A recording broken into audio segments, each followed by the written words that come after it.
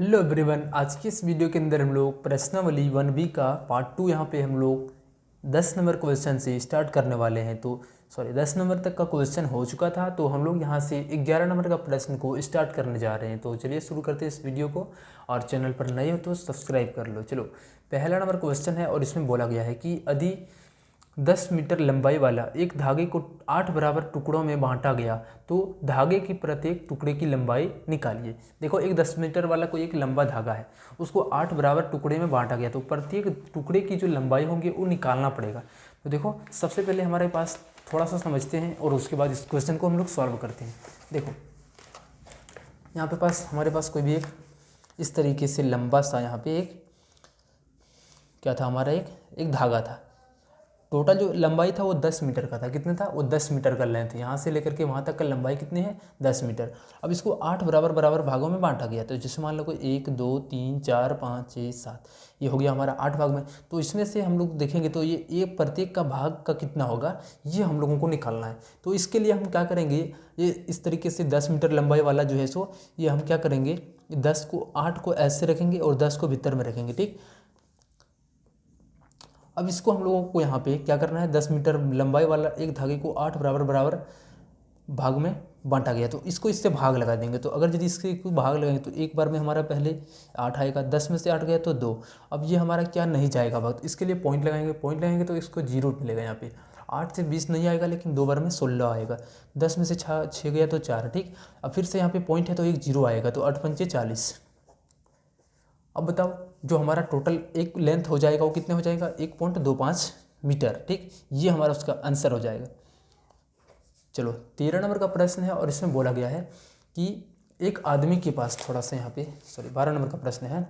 हाँ, एक वस्तु की मात्रा 2 किलोग्राम 750 ग्राम है, ऐसी 75 वस्तुओं की मात्रा निकालिए। एक वस्तु का मात्रा इतना है, तो इससे को गुना कर देंगे। ठीक, देखो यहाँ पे क्या करेंगे, ये 2 किलोग्राम है और ये 750 ग्राम है, इसको 75 से इस तरीके से गुना कर देना है। ठीक, अब देखो ध्यान रखना है, ये हमारा ग्राम है, तो ये जो 75 का गुना होगा दोनों के साथ होगा, एक बार ग्राम के साथ एक बार किलोग्राम के साथ।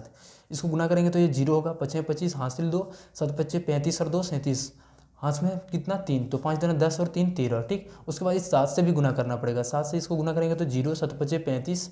उसके बाद यहाँ पे देखो 7 7 49, 49 तो हमारा कितना था, हाथ वाला 3 था। 49 और 3 52, 52 का लिखेंगे 2 हासिल 5, 7 दूनी 14, 14 और 5 19। अब इसको यहाँ पे जोड़ दो, क्या करते हैं इसको जोड़ते हैं, तो यहाँ पे जोड़ दो, 5 7 5 12 हो गया। उसके बाद यहाँ पे क्या होगा, 3 2 5, 5 और 1 6, 9 और 1 10, 1 और 1 2। तो ये हमारा हो जाएगा कितना, यानी यहाँ पे जो हमारा आ गया, कितना आ गया, 5 3 15, 5 7 35 और 1 36।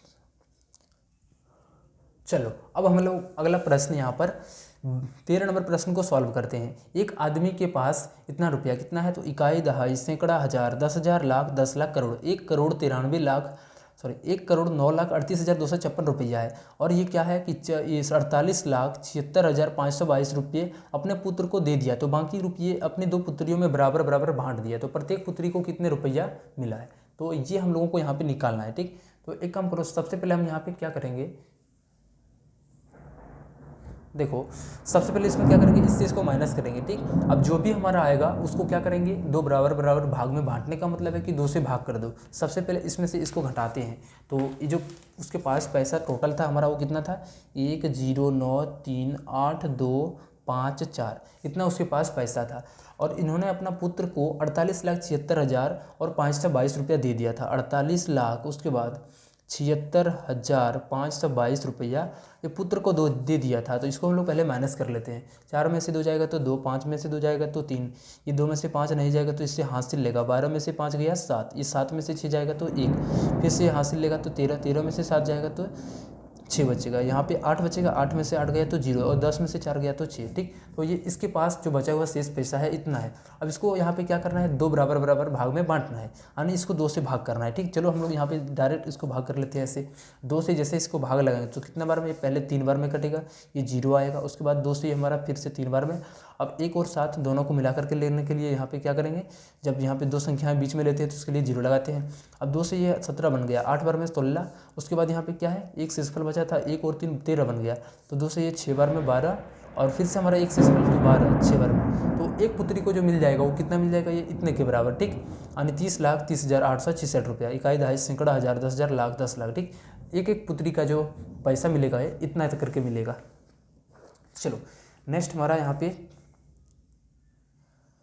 सॉरी ये 14वां नंबर प्रश्न है ना। हाँ, अगला जो हमारा प्रश्न है वो 14 नंबर का प्रश्न है और इसमें बोला गया है कि 29,478 रुपया में 325 रुपया में मूल्य की कितनी कुर्सियाँ खरीदी जा सकती है, कितने रुपये बच जाएंगे। देखो 29,478 रुपया में 325 रुपया प्रति मूल्य, एक जो कुर्सी का मूल्य है 325 टका है, तो इसमें बोलता है कि अगर यदि हम इसको खरीदेंगे तो ये कितना बच जाएगा, तो इससे इसको भाग कर देंगे, ठीक। और जो भी हमारा शेषफल आएगा वही इसके पास बचा हुआ पैसा रहेगा। तो 325 में से इसको भाग करेंगे, 325 में से ये 294.78 को भाग करते हैं, ठीक। हम देखो तो यहाँ पे सबसे पहले देखोगे तो ये 325 और यहाँ पे 3 अंक लेने के बाद 294 बन रहा है, तो ये कभी नहीं कटेगा, ठीक। तो इसके लिए हम क्या करेंगे, यहाँ पे एक अंक और बढ़ा करके 4 अंक बनाएंगे, तो ये 2,947 बन जाएगा। अब 325 से इसके नज़दीक पहुँचना है, यानी 2900 के करीब जाना है। तो देखो इसको हम लोग कैसे जा सकते हैं, अगर यदि हम 8 बार से गुना करते हैं तो 8 बार में कितना आएगा, थोड़ा सा हम लोग यहाँ पर गुना करते हैं तो आ जाएगा कितना, 24 और 2 26 तो आ जाएगा, ठीक। शायद देख लेते हैं, 8 पंचे 40, 8 दूना 16, 16 और 4 20, हाथ में 2, 8 13, 13 और 8 24, 24 और हाथ वाला 2 26, तो ये 8 बार में इतना आ जाएगा, तो हम लोग पहले ले लेते हैं, ठीक। उसके बाद देखो 300, हाँ ये 9 बार में हम लोग लिख सकते हैं इसको, ठीक, क्योंकि इसमें 325 जोड़ेंगे तो ये हमारा कितना 2925 के बराबर आएगा और यहाँ पे 2947 है, तो हम यहाँ पे 6 बार में लेंगे, कितने आ गया हमारा, सॉरी ये हमारा कितने बार में आया था, तो ये देखेंगे तो ये हमारा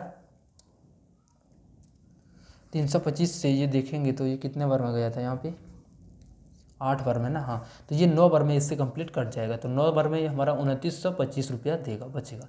इसको घटाएंगे तो 7 में से 5 गया 2, ये 4 में से 2 गया तो 2, ये 0 और ये 0 और यहाँ पे अब इसको इससे भाग लगेंगे तो ये नहीं लगेगा, ठीक। यानी उसके पास क्या होगा कि 325 रुपया का यहाँ पे जैसे ही देखो यहाँ पे 228 भाग का ये नियम होता है, जब भी लास्ट वाला संख्या उतर जाए तो उसके लिए हम लोग यहाँ पे एक अंक के लिए 0 लगाते हैं, ठीक।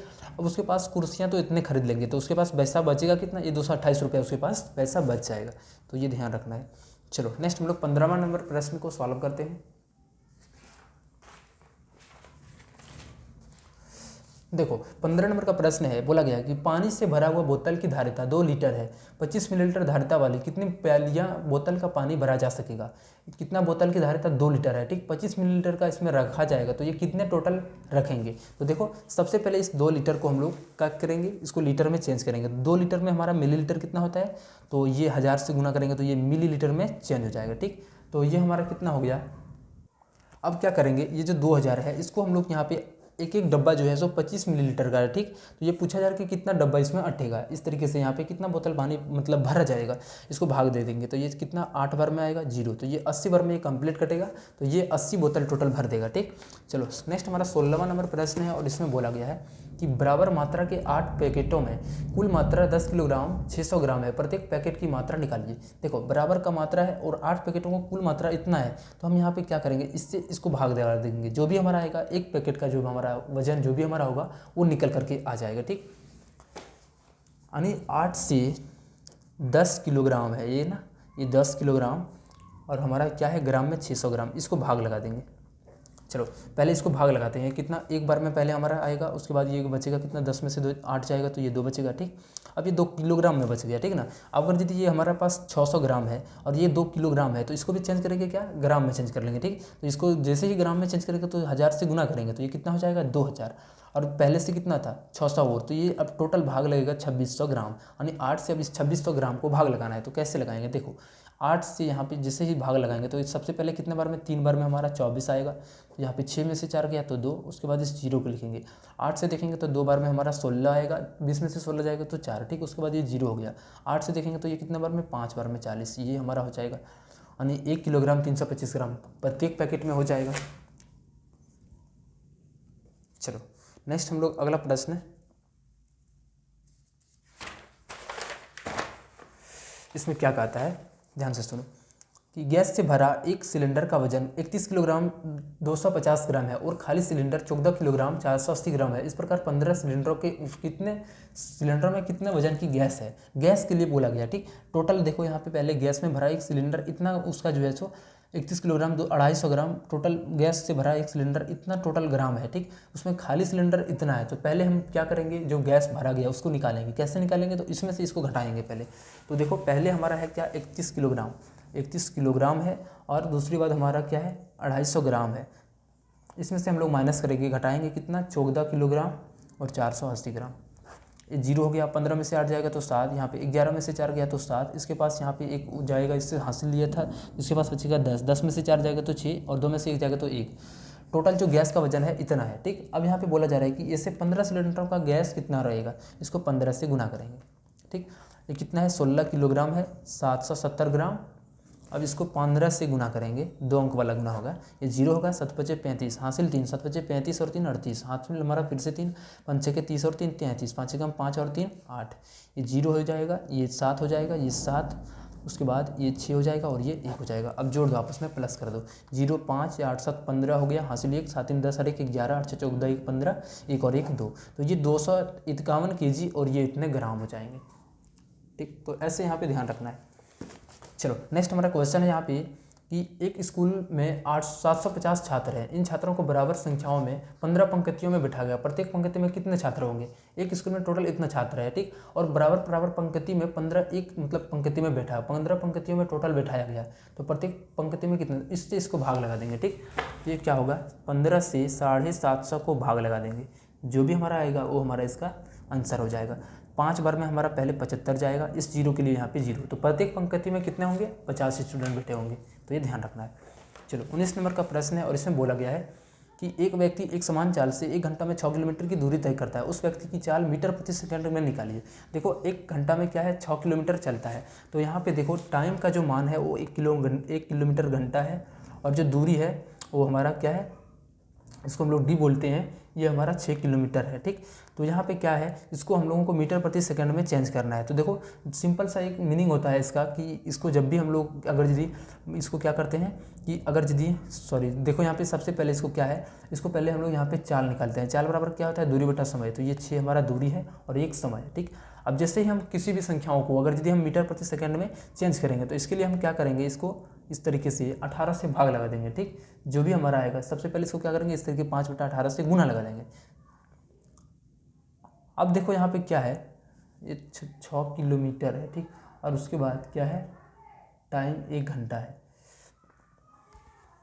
देखो यहाँ पे प्रति मिनट के लिए बोला गया है। ठीक, तो यहाँ पे ध्यान रखना है। तो इसके लिए हम लोग क्या करेंगे, ये तो हमारा होता है 6 गुना, इसको मिनट में चेंज कर लेते हैं। ठीक, सॉरी इसको मीटर में चेंज करेंगे 1000, और ये जो हमारा है 1 घंटा, इसको भी मिनट में चेंज करेंगे, तो ये 1 घंटा में 60 मिनट, इसको इससे भाग देंगे, 0 से 0 6 से 6 कट जाएगा, तो 100 जो है सो मीटर और ये प्रति मिनट हो जाएगा इसका आंसर।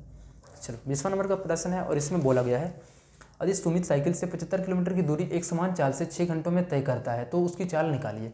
एक जो सुमित है वो साइकिल से क्या है 75 किलोमीटर की दूरी एक समान चाल से चल रहा है, तो 6 घंटों में कितना, तो 75 को 6 से गुना कर देंगे, जो भी हमारा आएगा, क्योंकि एक समान चाल में वो क्या है कि उसका जो आंकड़ा है, वो जो कांटा है वो हमेशा 75 के ऊपर ही है, इसको गुना कर देंगे। 6 पंचे 30, 6 सत्ते 42 और 3 45, टोटल वो जो दूरी तय किया होंगे वो कितना 450 किलोमीटर।